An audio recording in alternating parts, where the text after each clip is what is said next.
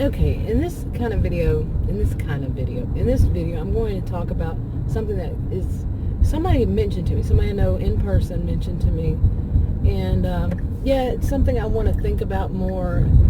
But what would you do? You know, I'm talking about me, you as a me. But what is there to say? What would what would I suggest, if anything, that a person do? Let's say they're the uncle or aunt or uncle or parent of an adult child who's in a relationship, okay, with somebody who's narcissistic, who's controlling, who's a control freak, or who's married to. Let's say married. They don't have kids, but they're married and they're planning on children and trying to build a future together and everything, and that person's controlling. Okay, now I'm curious how many other people think of it this way, as when you marry, you add another branch to the family tree, and you're making your own family. That's your own family now.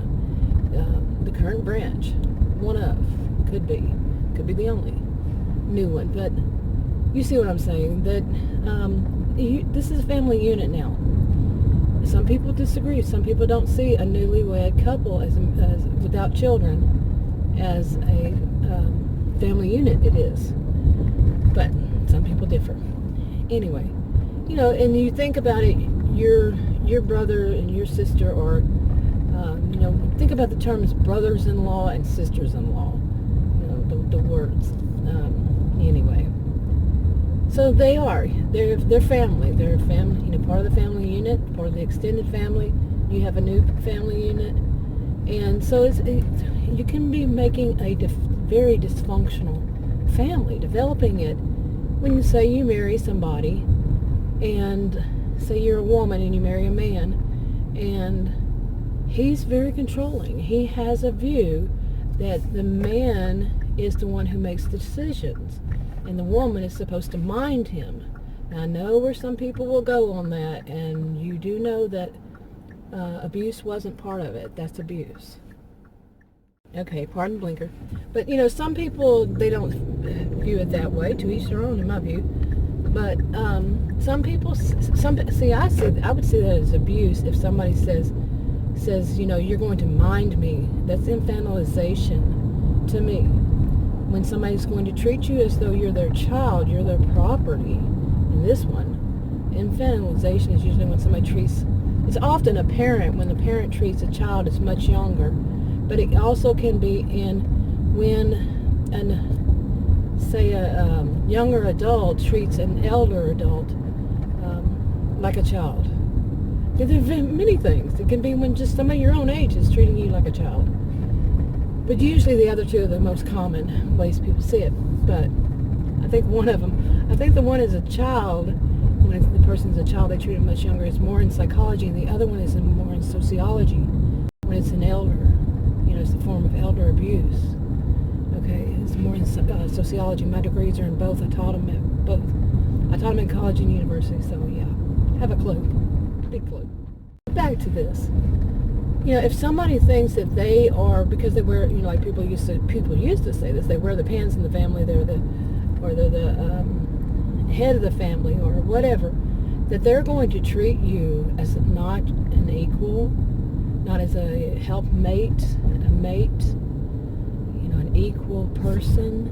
Maybe you have your own little roles that you each play, a division of labor in in your family. But for one to treat the other one, no, I disagree. I don't. Abuse was not part of it. No. But to each their own how they see it. Yeah. Anyway, but it was brought up to me that now I want to think about that more, about whenever you, as let's say a midlife person in middle adulthood and midlife, and let's say in your 40s, 50s or up maybe. And you have a child, like I said, a child or a niece, nephew. It could be an in-law who's in a younger generation, young adulthood. And they marry somebody who is this way, and you know it, you see it. How do you handle it? What do you say do you say anything? Or say that you, if you're not old enough, oh, that my car, my SUV drove itself, started driving itself. But say you are, you're that age. You're in a young adulthood. Think of a friend or a sibling, an actual in-law, and their spouse or their significant other, whatever kind, whatever way, is this way. What would you say? What would you do? We have to remember in all this, these are people who could be dangerous. Anybody could be dangerous. And if somebody feels threatened, yeah, especially if they're very much a control freak. We used to just call them control freaks. We didn't call them narcissists. And, as if, no. We just call them like control freaks, different names, but that's one of them. And, that they're a control freak, and if they lose their control over the person they're dominating, they're wanting to dominate, they can get very angry and very physically abusive. Physical abuse is not the only kind of abuse. We all know that, don't we?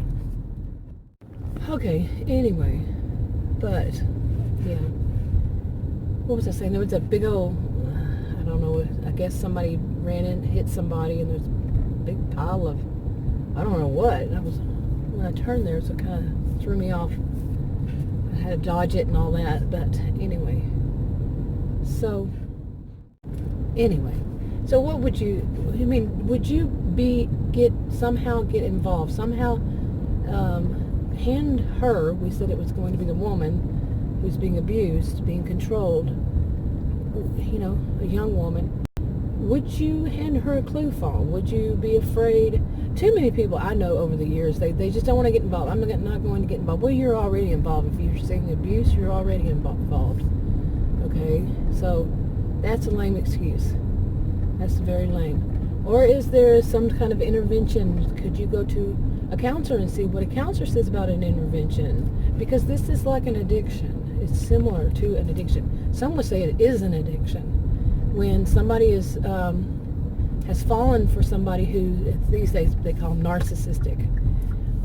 Somebody who's abusive and they can't see past it. They're just, some people call it codependent. I have issues with that, the whole term codependent. Yeah, well, that's a whole separate video. But when, can they do that? Often, sometimes a counselor would not. It just depends. Because that person has to be their client, and that person isn't their client. But it just depends, really. And I'm not a fan of life coaches. Nope. And so we'll move on from that. But, if somebody's religious, they're a clergy person, often they have, I think their counselors now are licensed. Whatever happened to separation of church and state, I don't know. But they're often LPCs, licensed professional counselors. And it could be just that what I've heard and seen. I don't know all of them, of course. Of course. So just because I've seen some doesn't make it all, But what do you do? What would you do personally? Now, that's not suggesting to anybody else that they should do that. Like I said, these people can be dangerous, and they're going to be paying the consequences of their own actions and inactions, and so may somebody in their life. But when you see that this person is being controlled by somebody that, it's an adult married to another adult, and they're young adults, and the man in this situation, it doesn't have to be, the man in this situation married to a woman is controlling her, is down to everything, what she does with her free time and where she works, or if she works, everything, and has that whole, head of the household and I'm the boss and you better listen to me attitude. Like I said, that wasn't part of the package. So don't go there, Nothing about abuse. It says nothing about abuse. Okay, but, somebody who's that domineering, who's that controlling, whatever terms you want to call it, over another adult, what would you do? If it were your, like I said, child, your adult child, your niece, your nephew, adult, they're adults, like I said, would you do anything? Would you call a family meeting? A big family meeting? Let me know. Leave a comment below. I'm going to wrap this one up. I've had a really exhausting day, and it's only 10:40 in the morning. Imagine that. Okay, wrapping it up.